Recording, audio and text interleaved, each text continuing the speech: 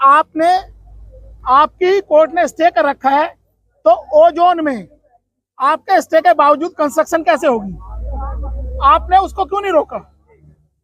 जब हमने रोकने की बात करी तो इसने ये क्या कहता है, वो एक नोटोरियस पर्सन है जिसने सरकारी जमीन पे कब्जा किया हुआ है, सरकारी अवार्ड की वो जमीन है, उस जमीन पे कब्जा किया हुआ, उसको अपने बराबर में बिठाया और उसको कहता है मैं तो इस बेचारे को जानता ही नहीं हूं। हमने कहा ये बेचारा है तो ये बाकी लोग क्या है?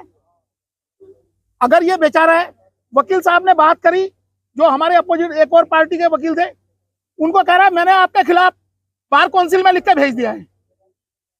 आप मेरे से ऐसे बात में, आप डायस पे बैठे हैं, आपको आप जस्टिस डिलीवर करना है।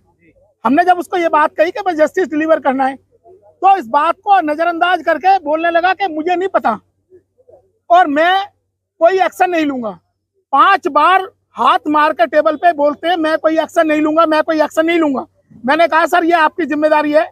और बुराड़ी जमीन विवाद को लेकर पीड़ित लाल बाबू शाह ने बुराड़ी एसडीएम पर गंभीर आरोप लगाए हैं। लाल बाबू शाह का कहना है कि एसडीएम कार्यालय में शिकायत लेकर पहुंचने वाले पीड़ित लोगों के साथ कथित तौर पर सख्त व्यवहार किया जाता है और उन्हें डांटकर कार्यालय से बाहर भेज दिया जाता है।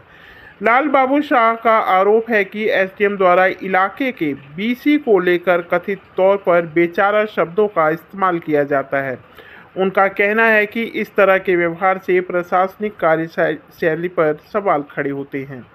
पीड़ित ने बताया कि उनका करीब 500 गज का प्लॉट पिछले कई वर्षों से जमीन विवाद में है और उस पर स्टे होने का दावा किया जा रहा है। उनका आरोप है कि इसके बावजूद मौके पर निर्माण कार्य जारी है।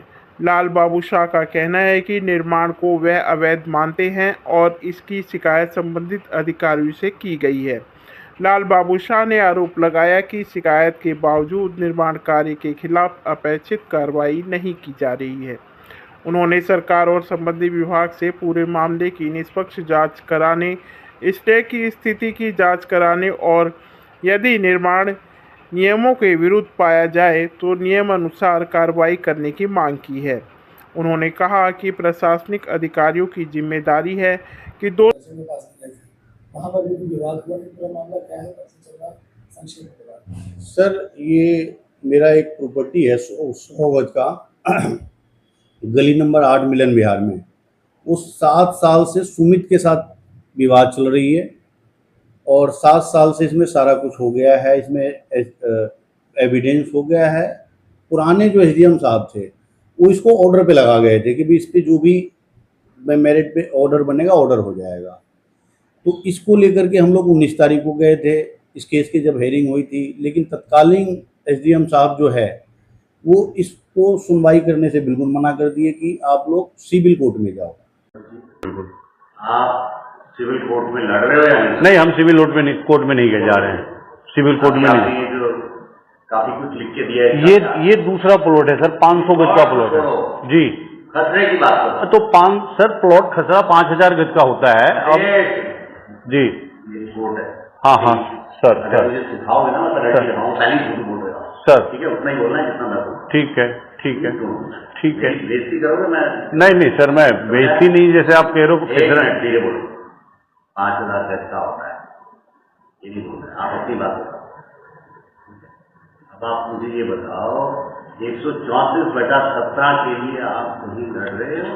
सर मैं लड़ रहा हाँ सर, मैं लड़ रहा हूँ 500 गज की प्लॉट पे लड़ रहा हूँ। छोड़ो, 134/17 की बात चलती है सर। इस प्लॉट के लिए मैं कहीं नहीं लड़ रहा हूँ। 134/17 मैं सर इस प्लॉट के लिए 134/17 की बात 17,500 पे लड़ रहा हूँ मैं सर। वो दूसरी प्लॉट है, जगतपुर रोड पे है। 134/17 हाँ, जगतपुर रोड पे है, 500 गज का प्लॉट है वो। आगे भी सिविल कोर्ट में हम क्यों जाए, क्योंकि 7 साल से हम ऑलरेडी इसमें लड़ रहे हैं। आपकी जो भी बनता है इसमें ऑर्डर वो आप ऑर्डर कर दो। तो वो भड़क गए, वो ये कहने लगे कि आप इस पर लिख करके दो कि इस पे केस चल रहा है कोर्ट में। हमने कहा सर इस प्रॉपर्टी पे केस कोई नहीं चल रहा है, वो केस दूसरी प्रॉपर्टी पे चल रहा है, खिसरा नंबर जो है 134 की 17। वो बार बार कह रहे हैं एसडीएम साहब कि आप ये लिख करके दो कि 134 की 17 पे केस चल रहा है, जबकि मैंने कहा कि भाई ये खिसरा नंबर 5000 गज का होता है और ये हमारा 100 गज की प्लॉट है। तो उस पर भड़क गए सीएम साहब कि नहीं आप जो है ऐसे नहीं करो। तो उसके बाद हमारा दूसरी प्रॉपर्टी है 500 गज का, वो आपकी जो है अप्रैल 2 अप्रैल को उस पर पिछली एसडीएम साहब ने स्टेटस को कर गए थे, और वो प्रॉपर्टी वो जोन के तहत भी आती है, और उसको जो है स्टेटस को के होने के बावजूद उस पर यहाँ का एक बीसी है इस एरिया का, राजीव, जिसके ऊपर कई मुकदमे हैं। ये इसकी बीसी का है, तरी पार भी हो गया था, जबकि तरी पार उसकी कट गया है। वो प्रॉपर्टी को कब्जा करता है और वो खुला कहता है कि मैं एसडीएम को चैलेंज को कुछ नहीं मानता, एसडीएम को जो है ना स्टेटस को मैं कुछ नहीं मानता, मैं इस पे काम करूंगा। लेकिन उस पर कोई कार्रवाई एसडीएम साहब नहीं करते हैं। यही बात कल हमारी केस में सुनवाई हुई थी, तो हमने कहा कि जनाब आपका स्टेटस को है और उस पर इसकी पालन नहीं हो रहा है। इस पे एसडीएम साहब बोलने लगे कि नहीं जो है वो हमने कहा और हमारे वकील साहब कि आप इसको देखो, इस केस को, कि भाई ये जो है आप स्टेटस को कर रखे हैं और आपकी उसकी बिल्कुल भी पालन नहीं हो रही है। एसडीएम साहब ने मना कर दिया कि हम इसको बिल्कुल नहीं देखेंगे, और इसी बात पे बहस हुई। हमारे वकील साहब को भी धमकाने लग गए एसडीएम साहब की भाई मैं बार काउंसलर पे आपकी शिकायत करूंगा। एसडीएम हमारे वकील साहब ने बोले भाई जब एक बीसी है, बीसी के आप इतनी हिमायत कर रहे हो और हमारी आप कह रहे हो शिकायत करोगे। तो इस बात पे एसडीएम साहब कहते हैं ये तो बेचारा है, राजीव को बारे में कि भाई ये बेचारा है, और इसमें एक सरफराज अहमद भी है, ड्रग्स माफिया है जो ड्रग्स बेचता है, इस पे कई मुकदमे हैं, और ये सब मिलकर के प्रॉपर्टी कब्जा करते हैं, और ये प्रशासन से मिलकर के, और प्रशासन इस पे कोई कार्रवाई नहीं करती है। तो हमारी ये है प्रार्थना कि भाई इस पे जो भी कार्रवाई बने वो करे, और वो जो उनके तहत ये बिल्डिंग बन रहा है। एसडीएम साहब ये बताते हैं कि भाई ये जगह सरकारी है, सरकारी है तब भी नहीं बन सकता है कोर्ट के अनुसार, भाई इसको तोड़ करके अपने कब्जे में ले, सरकारी है तो ये मेरी केस है सर। और इसी बात पे रामवीर चौहान जी आ गए थे, उनसे भी बहसाबहसी हुई, फिर उन्होंने धक्का मार के रामवीर चौहान जी को भी आगे कर दिए। ये हमारे मामला है सर सारी।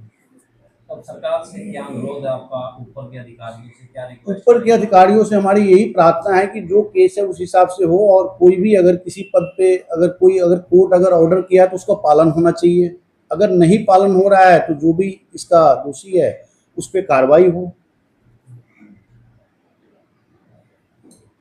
चीज जो है एसडीएम साहब पे भी सवाल खड़ा करता है कि एक बीसी को वो बेचारा कहते हैं और एक आम आदमी को धुतकार कर भगाते हैं, तो ये उनकी भी कार्यशैली पे सवाल खड़ा करता है कि भाई एक बीसी को अपने साथ अपने ऑफिस में आए दिन बैठाते हैं, उनसे बात करते हैं उनकी फोन पे, और एक आम आदमी को परेशान होना पड़ रहा है। तो ये ऊपर वाले अधिकारी को ये भी देखनी चाहिए कि भाई जो यहाँ के तत्कालीन एसडीएम हैं, शायद मुझे ऐसा लगता है कि इन लोगों के साथ लिप्त है और इनकी सपोर्ट करे, तो इनकी भी जांच होनी चाहिए। तो ये मेरा सरकार से और